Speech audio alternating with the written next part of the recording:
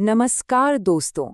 आज के इस एक्सप्लेनर में एक ऐसे विषय को डिकोड करेंगे जिसने ग्लोबल फाइनेंशियल मार्केट्स में हलचल मचा रखी है, कॉपर मार्केट।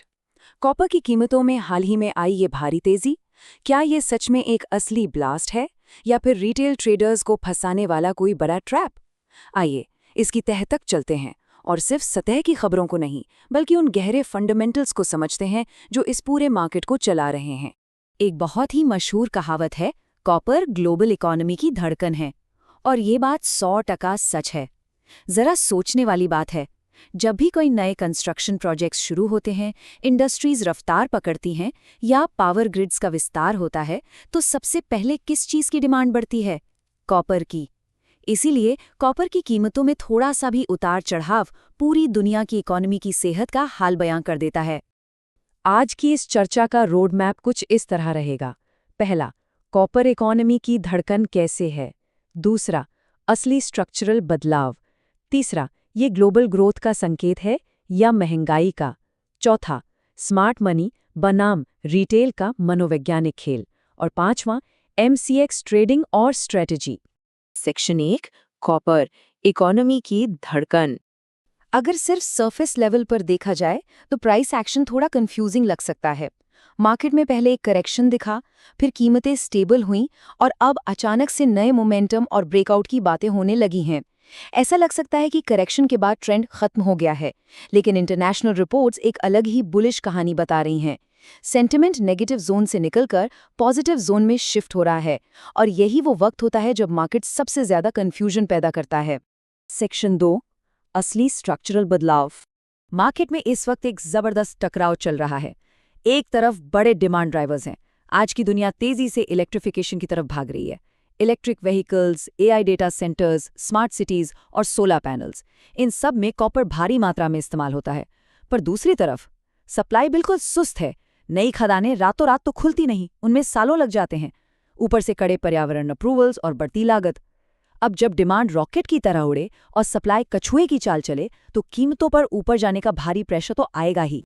और सबसे अहम बात यह है कि कॉपर की ये डिमांड कोई अस्थायी ट्रेंड या फैड नहीं है। इसे स्ट्रक्चरल डिमांड कहते हैं। ये लॉन्ग टर्म मार्केट की ज़रूरतें हैं जो ग्लोबल इलेक्ट्रिफिकेशन जैसे बड़े सिस्टमैटिक बदलावों से आ रही हैं। सीधे शब्दों में कहें तो कॉपर फ्यूचर इकोनॉमी का फ्यूल है, जो ये सुनिश्चित करता है कि लंबे समय तक इसकी डिमांड तगड़ी रहने वाली है। सेक्शन 3, ग्लोबल ग्रोथ या महंगाई। ग्लोबल इन्वेस्टर्स इस कॉपर रैली को एक दो-धारी तलवार की तरह देखते हैं। एक तरफ ये एक शानदार ग्रोथ सिग्नल है। माइनिंग कंपनीज, इंजीनियरिंग स्टॉक्स और रिन्यूएबल सेक्टर को बड़ा बूस्ट मिल रहा है। लेकिन दूसरी तरफ ये एक इन्फ्लेशन वार्निंग भी है। अगर कॉपर बहुत तेजी से महंगा होगा तो मैन्युफैक्चरिंग कॉस्ट बढ़ेगी, जिससे दुनिया भर में महंगाई बढ़ने का खतरा पैदा हो जाता है। इसीलिए पूरी दुनिया के बाजार इस रैली पर इतनी पैनी नजर रखे हुए हैं। सेक्शन 4, स्मार्ट मनी बनाम रिटेल। चलिए अब मार्केट के ओशन फ्लो पर चलते हैं। स्मार्ट मनी का एक क्लासिक प्लेबुक होता है। पहले मार्केट में डर और पैनिक क्रिएट करो ताकि कमजोर रिटेल ट्रेडर्स घबराकर अपनी होल्डिंग्स निचले स्तरों पर बेच दें। फिर दूसरा कदम आता है उन्हीं लेवल्स पर चुपचाप खरीदारी या अक्यूमुलेट करना। और आखिर में जब अच्छी खासी मात्रा जमा हो जाए तब ब्रेकआउट होने दो। अक्सर आम ट्रेडर टॉप पर एक्साइटमेंट में खरीदता है और बॉटम पर डर के मारे बेच देता है, पर इंस्टीट्यूशंस इसका बिल्कुल उल्टा करते हैं। तो इस ट्रैप से बचा कैसे जाए? एक स्मार्ट एनालिसिस के लिए सिर्फ प्राइस देखना काफी नहीं, वॉल्यूम को समझना भी जरूरी है। अगर प्राइस बढ़ रहा है और वॉल्यूम भी बढ़ रहा है, तभी ये एक पक्का बुलिश साइन है। पर अगर प्राइस ऊपर जा रहा है और वॉल्यूम वीक है, तो ये साफ है कि बायर्स हिचकिचा रहे हैं। ये एक फेक ब्रेकआउट ट्रैप हो सकता है।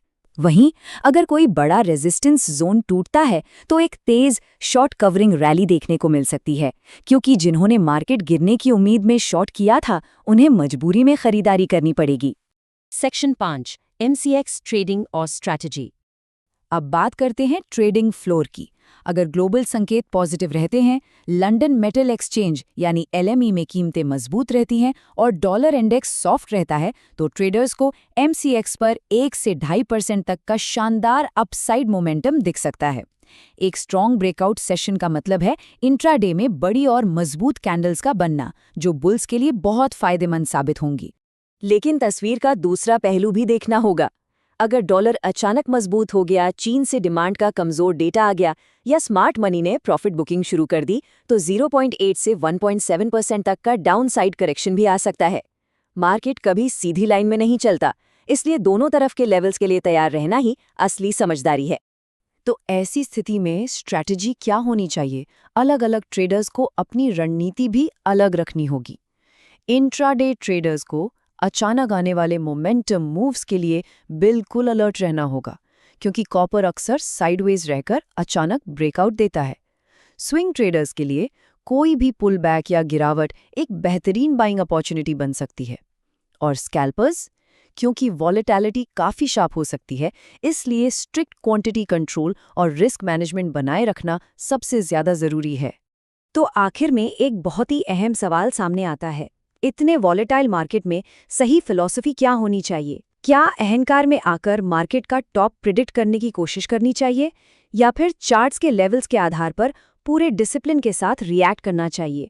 हमेशा ये याद रखना जरूरी है कि मार्केट में असली सक्सेस भविष्यवाणी करने से नहीं, बल्कि सही समय पर सही रणनीति के साथ रिएक्ट करने से मिलती है। मार्केट से लड़ना नहीं है, मार्केट को पढ़ना है। बस इसी विचार के साथ आज के इस एक्सप्लेनर को यहीं समाप्त करते हैं। लगातार सीखते रहें और स्मार्ट तरीके से आगे बढ़ें।